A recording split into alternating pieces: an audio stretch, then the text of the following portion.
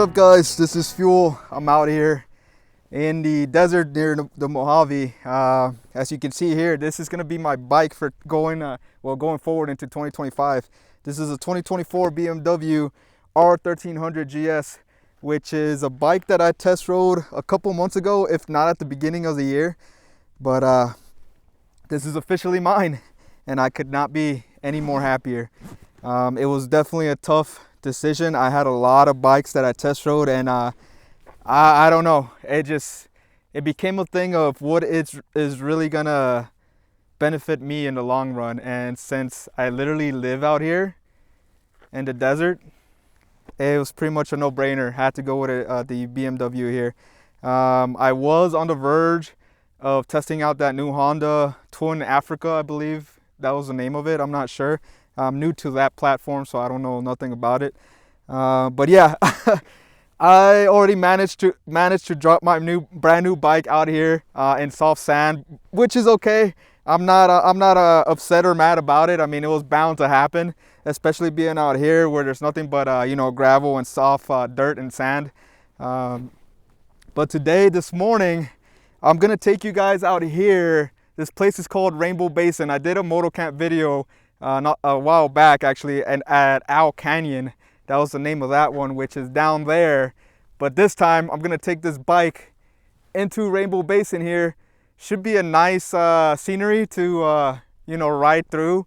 I'm not gonna hike it, I'm just gonna ride through it. I usually hike these mountains every now and then, but just to test out the bike's abilities some more, I'm gonna give you guys a tour of Rainbow Basin, and if you guys want, you can come down here and do it yourself or go for a hike. Really beautiful area. But yeah, coming out here, bit of a challenge, huge learning curve. If you have been following me, you'll know that I used to have an Indian Scout, and obviously this is a whole different world, different platform, going from a cruiser to an adventure bike. And again, I guess I'm a little happy that I dropped the bike. It wasn't harsh or severe, but I'm happy because it kind of took away all the nervousness and all the doubts that I had as I was learning how to maneuver with this bike. Funny enough, I had this bike for a little over a month, and today is actually the first time I actually rode it, really, besides taking it from the dealership out to my home. But it's been long overdue. I've been busy like everybody else, just working, and then I had my Italy travel. So you guys, I'm sure, have seen that video. If not, then it's up. But let's get to it. Oh, before we take off, just wanted to show you where it landed. Kind of landed on this side, on the right side. Nothing too severe, at least not for me anyways, but the rocks here definitely made a mark there, and then over here is just plastic. But it is what it is. It took the fall pretty good, but I'm gonna have to invest in some crash bars if I want to maintain the appearance, which I don't really personally care too much. I kind of already anticipated this happening. But yeah, let's get going, guys.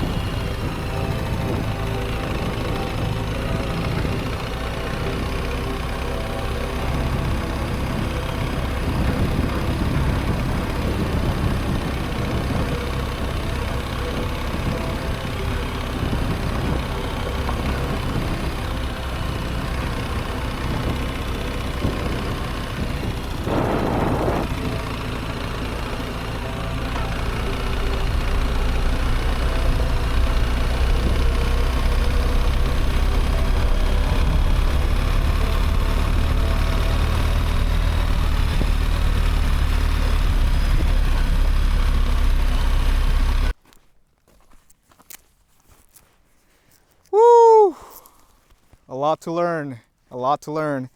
I definitely had a good experience out there trying to figure out this bike and its capabilities. There was a lot of situations where the dirt trail went soft sand, and if not soft sand, then soft gravel, where I had to kind of sit back down and control it that way. I got to get used to this standing and sitting situation. So far, I've only stood up when the trail was getting bumpy or a little too severe. That way, you know, it minimizes the impact on me. The dynamic suspension on this bike works amazing. I had it on dynamic mode, and it just, you could already feel the suspension being dampened, which was amazing to me. Definitely a plus for this bike. I gotta get used to that torque. That torque is insane on this bike. I think the torque is more applicable at the beginning when you're revving it up, because of the fact that this thing is shaft driven. On my Indian Scout, obviously I'm not comparing apples to apples here, it's apple to oranges, but I'm just going off of what I know.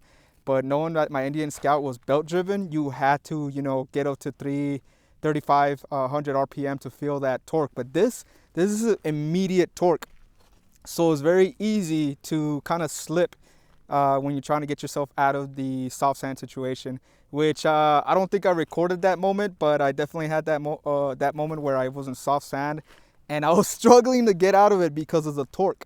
But in time, as I was trying and learning, I was able to figure it out. And you can't be afraid of the torque. You just cannot. You got to make it work for you. So in time, as I ride this bike more out here, I'll get to learn. And if there's any experienced adventure bikers out there that are willing to give me some advice, hey, I'm open-minded, because this is brand new. This is a whole brand new platform for me, and I just want to, you know, enjoy it. So far I am, but I just want to, you know, use it to its limits, capabilities, and be able to get myself out of a tough situation. So for now, I'll leave it at that. I hope you guys enjoyed the ride through Rainbow Basin. And until then, that's all I got for you guys, and I'll see you guys next time. I'm gonna head back home, get out of here. I'm getting kind of hungry, but oh yeah, by the way, I got my merch out, brand new merch. So go to the Etsy shop, check out my shirts. I'm only making what I get in. So in other words, if you order it, I'm gonna make it, you know, and then I'll push it out. But there's a deadline in January. I forget the date, but the date should be on there. Check out my merch, a lot of cool stuff this time around, but this will be scheduled to release in late January, early February 2025. But until then, thank you guys. Don't forget about the Etsy shop, and I'll see you guys next time. Cheers.